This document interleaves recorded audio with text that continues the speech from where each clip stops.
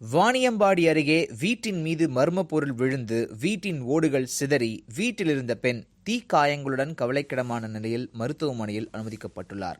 அந்த மர்ம பொருள் எது என்பது தெரியாததால் கிராம மக்கள் அச்சத்தில் உள்ளனர். வேலூர் மாவட்டம் வாணியம்பாடி அருகே உள்ள துறிஞ்சிக்குப்பம் பகுதியைச் சேர்ந்தவர் லாரி மெக்கானிக் வெங்கடேசன். இவர் நேற்று வெளியூர் சென்றிருந்த நேரத்தில் அவர் வீட்டில் அவரின் மனைவி புவனேஸ்வரி 3 மகள்கள் தூங்கிக் கொண்டிருந்தனர். விடியற்காலை புவனேஸ்வரி மட்டும் எழுந்து வீட்டிற்கு வெளியே வந்தபோது திடீரென வெளிச்சமாக ஆகாயத்திலிருந்து ஒரு பயங்கர ஒளியுடனும் சத்தத்துடனும் புவனேஸ்வரி வீட்டின் மீது விழுந்தது ஒரு பொருள். இதில் வீட்டின் சிமெண்ட் ஷீட்டுகள் உடைந்து சுக்கு நூறாகியதுடன் ஜன்னல்கள் கண்ணாடிகளும் உடைந்தது.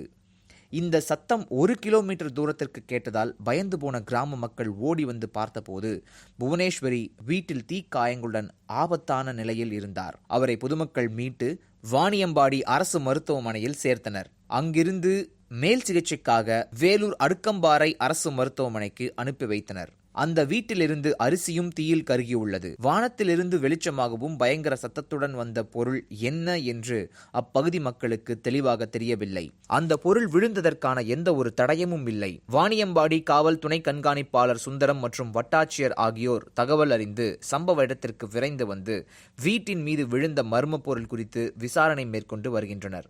இந்த சம்பவத்தால் கிராம மக்கள் மிகுந்த அச்சத்தில் உள்ளனர். வேலூர் மாவட்டத்தில் ஏற்கனவே கடந்த ஆண்டு நாட்ராம்பள்ளி தனியார் பொறியியல் கல்லூரியில் பட்டப்பகலில் எரிக்கல் விழுந்து ஒருவர் பலியானார். வாணியம்பாடி அருகே பெத்தவேம்பட்டு சேட்டு என்பவருக்கு சொந்தமான விவசாய நிலத்தில் மர்ம பொருள் ஒன்று விழுந்தது.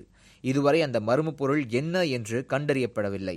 இந்த நிலையில் 3வது சம்பவமாக மீண்டும் வாணியம்பாடியில் விண்ணிலிருந்து பொருள் விழுந்து தீக்காயமடைந்து ஒருவர் ஆபத்தான நிலையில் உள்ளார் என்பது குறிப்பிடத்தக்கது.